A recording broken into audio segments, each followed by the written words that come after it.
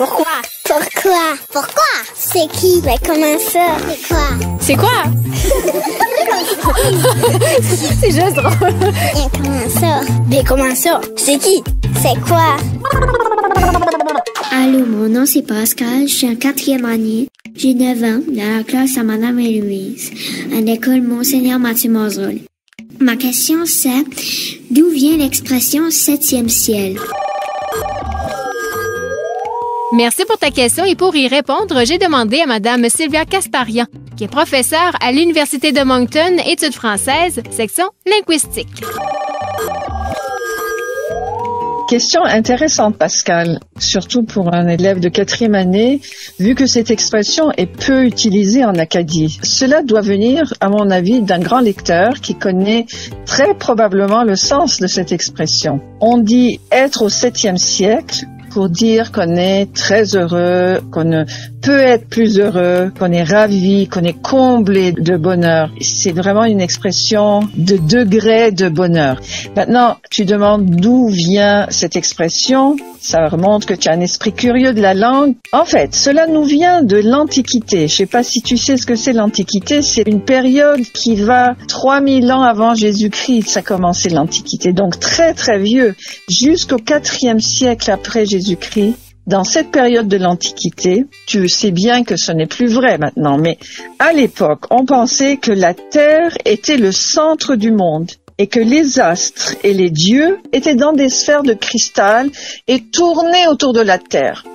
Comme une reine assise dans son royaume, la terre serait la reine et son royaume, ça serait tous ces sphères transparentes, des sphères de cristal dans lesquelles il y avait un ciel et dans chaque ciel, il y avait une planète. En tout, il y aurait un ciel pour chacune des 7 planètes. La première sphère contenait la Lune. La deuxième sphère contenait Mercure. Troisième sphère contenait Vénus. Quatrième sphère contenait le Soleil.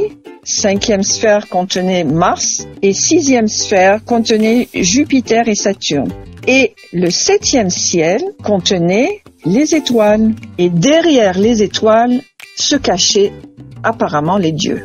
C'est ce qu'on pensait à l'époque. Et à l'époque, on disait, quand on avait beaucoup de plaisir, qu'on était ravi au ciel. C'est une autre expression. C'est-à-dire arraché du sol et emmené dans le ciel tellement on était content et on devenait léger. Mais aussi on utilisait être au 3e ciel. Le 3e ciel, c'est Vénus.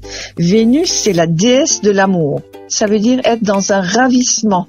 Être ravi et très heureux, mais il y a un côté amoureux aussi dedans. Vous savez bien que ce n'était pas vrai et Galilée l'a démontré que ce n'était pas vrai.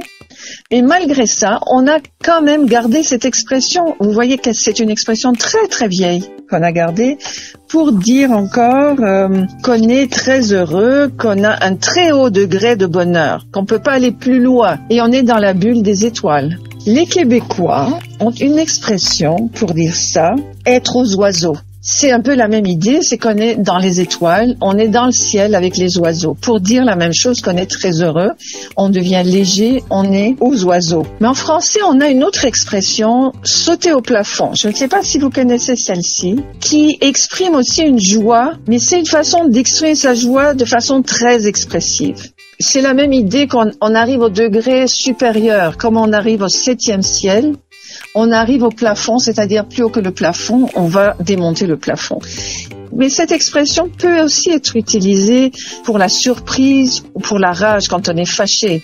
On est tellement fâché qu'on saute au plafond. Maintenant, je ne sais pas si en Acadie, comme les Québécois, on dit être aux oiseaux. Si les Acadiens ont une autre expression, moi, je serais très curieuse que Pascal me dise s'il connaît l'expression acadienne pour dire la même chose que être au 7e ciel. Voilà, merci.